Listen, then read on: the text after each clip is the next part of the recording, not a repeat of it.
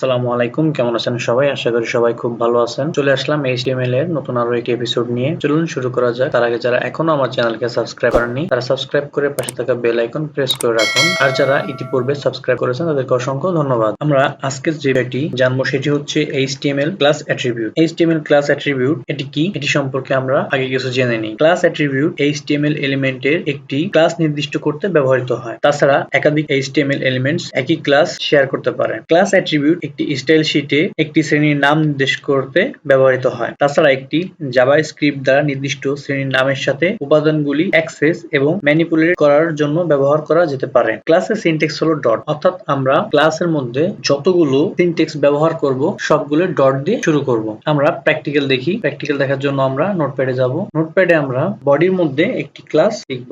আমরা এখানে একটি ক্লাস নিয়েছি ডিপ ক্লাস, আর ক্লাসটার নাম দিয়েছি সিটি। আমরা একটা হেডিং নিয়েছি হেডিং 2। হেডিং 2 তে আমরা এখানে উল্লেখ করেছি ঢাকা। আমরা পি ট্যাগের মধ্যে নিয়েছি Dhaka is the capital of Bangladesh. আমরা সেভ করে রান করে দেখি। আমরা ব্রাউজারে নরমালি এভাবে দেখতে পাচ্ছি। আমরা আবার নোটপ্যাডে ফিরে যাই। আমাদের নোটপ্যাডে কিছু সিএসএস করতে হবে। আমরা কিছু সিএসএস করব নোটপ্যাডে। সিএসএস করার জন্য আমরা আমাদের যে হেড ট্যাগ আছে হেড ট্যাগের মধ্যে স্টাইল নামে যে আমরা ট্যাগটি নিয়েছি সেই ট্যাগের মধ্যে আমরা কিছু সিএসএস করব। আমরা এখানে লিখেছি ডট সিটি, অর্থাৎ আমরা যে ক্লাসটি নিয়েছিলাম সিটি নামে সেই ক্লাসটি আমরা এখানে লিখেছি ডট দিয়ে, অর্থাৎ আমাদের ক্লাসের যে সিনট্যাক্স সেটা হচ্ছে ডট দিয়ে শুরু হয়, এজন্য আমরা এখানে ডটটি ব্যবহার করেছি। সেকেন্ড ব্র্যাকেট দিয়ে এর মধ্যে আমরা কিছু ব্যাকগ্রাউন্ড কালার, টেক্সট ফন্ট এগুলো ইউজ করব। আমরা প্রথমে নিয়েছি ব্যাকগ্রাউন্ড কালার ব্ল্যাক, আমাদের টেক্সট কালার হবে হোয়াইট, আর আমরা হচ্ছে একটা বর্ডার নিয়েছি 3 পিক্সেল সলিড রেড কালারের, আর মার্জিন দিয়েছি ক্ষেত্রে 20 পিক্সেল এবং প্যাডিং দিয়েছি 20 পিক্সেল। এবার আমরা এটাকে ব্রাউজারে রান করে দেখি। ব্রাউজারে দেখা যাচ্ছে যে আমরা যে ব্যাকগ্রাউন্ড কালার ব্ল্যাক নিয়েছিলাম সেটি নিয়েছে টেক্সট কালার হোয়াইট, এবং চার সাইডে এই যে একটা বর্ডার দেখা যাচ্ছে, আমরা যে 3 পিক্সেল সলিড বর্ডার নিয়েছিলাম রেড সেটি দেখতে পাচ্ছি। আমরা নোটপ্যাডে যাই। আমরা বডির মধ্যে যে ক্লাসটি নিয়েছি আমরা আরো দুই একটা ক্লাস অ্যাড করি। আমরা একই ক্লাস ব্যবহার করে আরো কয়েকটি ট্যাগ নিয়েছি, যেমন হচ্ছে এখানে আমরা দিয়েছি লন্ডন, দিয়েছি দিল্লি। এগুলোকে আমরা একত্রে সেভ করে রান করে দেখি। প্রত্যেকটা আমার আলাদা আলাদা ভাবে ব্রাউজারে প্রদর্শিত হচ্ছে, অর্থাৎ এক্ষেত্রে আমরা দেখতে পাচ্ছি যে একাধিক HTML এলিমেন্ট একই ক্লাস শেয়ার করেছি। আমরা এখানে একটি ক্লাস সিনট্যাক্স তৈরি করেছি। ক্লাস সিনট্যাক্স তৈরি করার জন্য আমরা প্রথমে আমাদের ডট দিয়ে আমরা হচ্ছে আমাদের ক্লাসটিকে দেখাবো, দেন আমরা সেকেন্ড ব্র্যাকেট দিয়ে আমার যে CSS প্রপার্টিজ গুলো আছে সেগুলো আমরা ধারাবাহিকভাবে লিখবো। এবার হচ্ছে আমরা ছোট্ট একটি জাভাস্ক্রিপ্ট দেখবো। যদিও জাভাস্ক্রিপ্ট নিয়ে সামনে আমরা বিস্তারভাবে আলোচনা করব, তারপরেও আমাদের কাজের সুবিধাতে টুকিটাকি CSS, জাভাস্ক্রিপ্ট, বুটস্ট্র্যাপ এগুলো ধারণা আমরা নিব। এগুলো কিভাবে কাজ করে সেগুলো আমরা দেখব। এখন আমরা ক্লাস অ্যাট্রিবিউটের একটি জাভাস্ক্রিপ্ট দেখব। জাভাস্ক্রিপ্ট আমরা অলওয়েজ বডির মধ্যে লিখবো। তো আমরা বডির মধ্যে একটি জাভাস্ক্রিপ্ট তৈরি করব। তো এই ক্ষেত্রে আমার কিছু অ্যাট্রিবিউট লিখতে হবে। আমরা সেই অ্যাট্রিবিউট গুলো এখানে উল্লেখ করি। আমার জাভাস্ক্রিপ্ট কাজ করে কিনা সেটি দেখানোর জন্য আমরা এখানে কিছু ট্যাগ নিয়েছি। প্রথমে আমরা একটি বাটন নিয়েছি, যেটি হচ্ছে আমাদের বাটনের ক্লাস দিয়েছি আমরা অন ক্লিক। দেন হচ্ছে আমি এখানে একটি ফাংশন ইউজ করব। এরপর হচ্ছে আমি হাইট, অর্থাৎ আমি যদি এই হাইট বাটনে ক্লিক করি তাহলে আমার অটোমেটিক এই সবগুলা হাইট হয়ে যাবে। আমি 3টি ট্যাগ নিয়েছি H2 দিয়ে, ঢাকা, লন্ডন, দিল্লি। সেভ করে দেখি।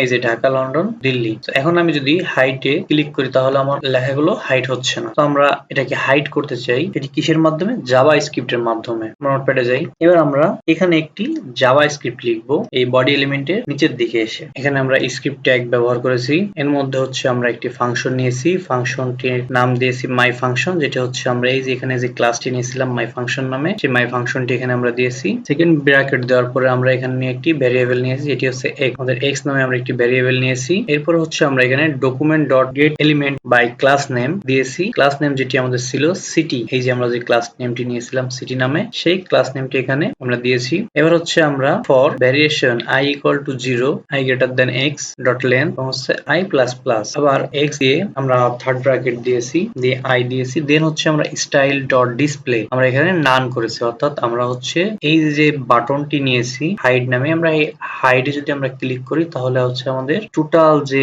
ট্যাগ গুলো আছে এগুলো হচ্ছে প্রদর্শিত হবে না। এই জন্য হচ্ছে আমরা স্টাইল ডট ডিসপ্লে এটাকে আমরা নান করে দিয়েছি। এবার হচ্ছে আমরা সেভ করে এটাকে রান করে দেখি। আমরা ব্রাউজারে এই যে এখানে দেখতে পাচ্ছি যে হাইড নামে একটি আমাদের বাটন তৈরি হয়েছে। আমরা হচ্ছে এখন এই হাইডে ক্লিক করে দেখবো যে আমার টোটাল যে ক্লাসগুলো আছে এই ক্লাসগুলো অটোমেটিক্যালি হাইড হয় কিনা। দেখা যাচ্ছে যে আমি হাইড বাটনে ক্লিক করার সাথে সাথেই আমার টোটাল লেখাগুলা এখানে হাইড হয়ে গিয়েছে। আমরা নোটপ্যাডে ফিরে যাই। এবার আমরা যে বিষয়টি সম্পর্কে জানবো সেটি হচ্ছে আমাদের HTML এর আইডি অ্যাট্রিবিউট। অর্থাৎ এতক্ষণ আমরা যেটা শিখেছি সেটা হচ্ছে আমাদের HTML এর ক্লাস অ্যাট্রিবিউট। এবার হচ্ছে আমরা আইডি অ্যাট্রিবিউটটি দেখবো। আইডি অ্যাট্রিবিউটটা কি সেটি সম্পর্কে আগে আমাদেরকে জানতে হবে। আইডি অ্যাট্রিবিউটটি হচ্ছে একটি HTML উপাদানের জন্য একটি ইউনিক আইডি নির্দিষ্ট করতে এটি ব্যবহৃত হবে। অর্থাৎ একটি HTML ডকুমেন্টে একই আইডি সহ একাধিক উপাদান থাকতে পারবেন। আমরা যেমন এই যে ক্লাস নামে আমরা একাধিক অ্যাট্রিবিউট ব্যবহার করতে পেরেছি, আইডির ক্ষেত্রে আমরা সেটি পারবো না। আইডির ক্ষেত্রে HTML ডকুমেন্টের মধ্যে শুধুমাত্র একটি এলিমেন্ট নির্দেশ করবে, একাধিক থাকতে পারবে না। আইডি এর সিনট্যাক্স হলো হ্যাশ। অর্থাৎ আমরা এই যে এখানে যে CSS করেছিলাম, এই যে CSS, এখানে হচ্ছে আমাদের এটা ক্লাসের সিনট্যাক্স আমরা ব্যবহার করেছি ডট দিয়ে। আর এবার হচ্ছে আমরা আইডির ক্ষেত্রে এই ডটের জায়গায় আমরা ব্যবহার করব হ্যাশট্যাগ। ওকে, প্র্যাকটিক্যাল দেখা যাক। আমরা এই বডি ট্যাগের মধ্যে আইডি অ্যাট্রিবিউটটি ব্যবহার করে দেখব। হেডিং ট্যাগের মধ্যে আমি একটি আইডি নিয়েছি যার নাম দিয়েছি হচ্ছে হেডার। এবার আমরা এটাকে সেভ করে দেখি। ব্রাউজার নিচে আসলে এই যে আমরা হেডার নামে একটি যে আইডি অ্যাট্রিবিউট ব্যবহার করেছি সেটি এখানে দেখাচ্ছে। আমরা এখন একটু CSS করে দেখি। এজন্য আমরা নোটপ্যাডে যাব। নোটপ্যাডে আসার পরে আমরা একটু উপরের দিকে এসে এই যে আমরা যে ক্লাসটি ব্যবহার করেছিলাম ঠিক তার নিচে আমরা এখন এই আইডিটাকে ব্যবহার করে দেখব যে আমার আইডি অ্যাট্রিবিউট কাজ করে কিনা। আমরা স্টাইলের মধ্যে একটি আইডি অ্যাট্রিবিউটে CSS করেছি। অর্থাৎ এখানে আমরা একটু নিচের দিকে এসে দেখি, এখানে আমরা যে আইডি নিয়েছিলাম সেটির নাম দিয়েছি কি হেডার। এই হেডার নামে আমরা একটি সিনট্যাক্স তৈরি করেছি, এই যে হেডার। দেন হচ্ছে আমরা সেকেন্ড ব্র্যাকেট দিয়ে ব্যাকগ্রাউন্ড কালার দিয়েছি লাইট ব্লু, আর টেক্সটের কালার দিয়েছি হোয়াইট, প্যাডিং দিয়েছি 35 পিক্সেল, টেক্সট অ্যালাইন সেন্টার, অর্থাৎ আমার লেখাটা মাঝ বরাবর আসবে। এবার আমরা এটাকে সেভ করি, রান করে দেখব। নিচের দিকে আসি, এই যে এখানে আমার ব্রাউজারে দেখা যাচ্ছে যে আমার আইডি অ্যাট্রিবিউটটি কাজ করছে। অর্থাৎ আমি যে লেখাটাকে সেন্টার করেছি, আমার লেখাটা টেক্সটটা সেন্টারে আছে, চারদিক থেকে আমার প্যাডিং 35 পিক্সেল নিয়ে নিয়েছে, কালার দিয়েছি হোয়াইট। আমরা চাইলে কালার চেঞ্জ করে দিতে পারি, এটা আপনাদের ইচ্ছা, আপনারা আপনাদের মতো করে চেঞ্জ করে দিবেন। আমরা আবার নোটপ্যাডে ফিরে যাই। এবার আমরা আরো একটি বিষয় জানবো, সেটি হচ্ছে ক্লাস এবং আইডি এর মধ্যে পার্থক্য। ক্লাস সম্পর্কে কিছু জেনে নেই। অর্থাৎ ক্লাসের নাম আমরা একাধিক HTML উপাদান দ্বারা ব্যবহার করতে পারবো। আইডি এর নাম শুধুমাত্র একটি HTML উপাদান দ্বারা ব্যবহার করতে পারবো। অর্থাৎ ক্লাসটি এখানে আমাদের সিটি নামে আমরা একাধিক HTML উপাদান নিয়েছি, বাট আইডির ক্ষেত্রে আমরা শুধুমাত্র একটার বেশি আমরা দুইটা নিতে পারবো না, অনলি একটি HTML উপাদান ব্যবহার করতে হবে। ফর এক্সাম্পল হিসেবে আমরা এই যে এখানে যেটি ব্যবহার করেছি এটি আমরা দেখতে পারি যে আমরা সিটি নামে একাধিক ক্লাস ব্যবহার করেছি, বাট আমরা হেডার নামে শুধুমাত্র একটি আইডি অ্যাট্রিবিউট ব্যবহার করেছি। এবার আমরা আইডি অ্যাট্রিবিউটের মধ্যে কিছু জাভাস্ক্রিপ্ট দেখব। যেমন আমরা এখানে h1 দিয়ে আরেকটি আইডি নিয়েছি এবং সেই আইডির নাম দিয়েছি মাই হেডার। এবার হচ্ছে আমি এখানে লিখেছি হ্যালো এভরিওয়ান। একটি বাটন নিয়েছি, ওয়ান ক্লিক, আমার হচ্ছে ডিসপ্লে রেজাল্ট, আমি এটা দিয়েছি চেঞ্জ টেক্সট। অর্থাৎ আমি এই চেঞ্জ টেক্সট নামে একটি বাটন তৈরি করেছি। যদি আমি এই বাটনে ক্লিক করি তাহলে আমার এইখানে যে হ্যালো এভরিওয়ান লেখাটি আছে এটি আমার চেঞ্জ হয়ে যাবে। আমরা এটাকে সেভ করে রান করে দেখি। ব্রাউজারের নিচের দিকে এসে এই যে এখানে আমি লিখেছি হ্যালো এভরিওয়ান এবং আমি যে বাটনটি তৈরি করেছি সেই বাটনটির নিচে দেখা যাচ্ছে চেঞ্জ টেক্সট। আমি এটাতে যদি ক্লিক করি তাহলে হচ্ছে আমার এই হ্যালো এভরিওয়ান এই লেখাটা পরিবর্তন হয়ে যাবে। তো আমি যেহেতু এখনো কোনো জাভাস্ক্রিপ্ট ব্যবহার করিনি সেজন্য এটি এখনো কাজ করছে না। চলুন আমরা একটা জাভাস্ক্রিপ্ট তৈরি করে নিই। আর নোটপ্যাডে যাই, আমরা এই নিচে একটি জাভাস্ক্রিপ্ট লিখবো। আমরা আইডির জন্য একটি জাভাস্ক্রিপ্ট এখানে লিখেছি, স্ক্রিপ্ট ট্যাগ দিয়ে শুরু করেছি, যেখানে ফাংশন দিয়েছি ডিসপ্লে রেজাল্ট। এই যে আমরা এখানে অন ক্লিকে যেটি লিখেছিলাম ডিসপ্লে রেজাল্ট দিয়েছি। দেন হচ্ছে আমি document get element by ID. এর আগেরটায় আমরা যখন ক্লাস অ্যাট্রিবিউটের ক্ষেত্রে জাভাস্ক্রিপ্ট করেছিলাম সেখানে আমরা দিয়েছিলাম যে document dot get element by class name. এই যে উপরে সেটি আছে, আমি এগুলোকে রিমুভ করে নিয়ে আপনাদেরকে বোঝানোর জন্য। দেন হচ্ছে আমি এখানে যে আইডিটি নিয়েছি মাই হেডার নামে, আমি এখানে সেই আইডিটি উল্লেখ করেছি। ডট হচ্ছে আমার ইনার HTML। এবার হচ্ছে আমি এটাকে যখন চেঞ্জ করব, অর্থাৎ আমার যে বাটনটি আমি তৈরি করেছি চেঞ্জ টেক্সট নামে, সেই বাটনে ক্লিক করলে আমার কি লেখা আসবে, অর্থাৎ পরিবর্তনটা আমার কি হবে, আমি সেটি এখানে হচ্ছে ইনার HTML দিয়ে সেটিকে আমি উল্লেখ করে দিয়েছি হ্যাভ এ নাইস ডে। দেন এবার হচ্ছে আমরা সেভ করে রান করে দেখব। নিচের দিকে আসি ব্রাউজারের, এই যে আমাদের যে হ্যালো এভরিওয়ান আছে, এখন হচ্ছে আমরা এই চেঞ্জ টেক্সটে ক্লিক করে দেখব যে আমার এই হ্যালো এভরিওয়ান লেখাটা পরিবর্তন হয় কিনা।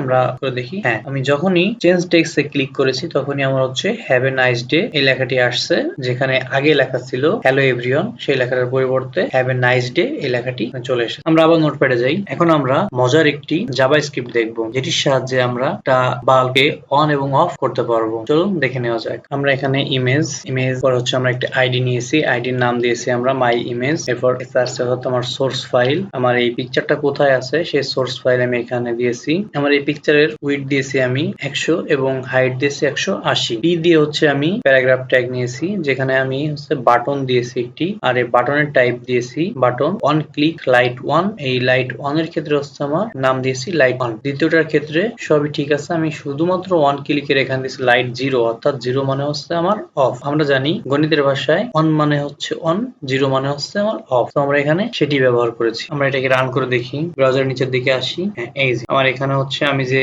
ইমেজটি নিয়েছি সেই ইমেজ, একটি আমার হচ্ছে বাতি, আর এখানে আমি হচ্ছে দুটি বাটন তৈরি করেছি, একটি হচ্ছে আমার লাইট ওয়ান লাইট অফ। আমরা এখন একটু লাইট ওয়ান এবং অফ এর কাজ করে এখানে দেখি। আমরা ক্লিক করলে লাইট ওয়ানে ক্লিক করলে লাইট আমার অন হচ্ছে না, আর অফ করলে তো অফ হবেও না। অর্থাৎ আমাদেরকে এখন জাভা স্ক্রিপ্ট করতে হবে, যার সাহায্যে আমরা এই লাইটটাকে এবং অন এবং অফ করতে পারি। এজন্য আমরা ব্রাউজারে যাব, সেই পি ট্যাগের নিচে স্ক্রিপ্ট দিয়ে জাভা স্ক্রিপ্ট লিখব। আমরা এখানে জাভা স্ক্রিপ্ট লিখে ফেলেছি। অর্থাৎ স্ক্রিপ্ট, প্রথমে আমরা স্ক্রিপ্ট দিয়েছি, স্ক্রিপ্ট দেওয়ার পর আমরা ফাংশন দেওয়ার পর আমরা এখানে কি নিয়েছি লাইট, তো আমরা লাইটের এখানে দিয়েছি SW। এবার ভ্যারিয়েবল দিয়েছি আমরা picture. If s equal to double equal 0 যদি আমার হয়, তাহলে আমার এখানে কি হবে, পিকচার বাল্ব অফ হবে।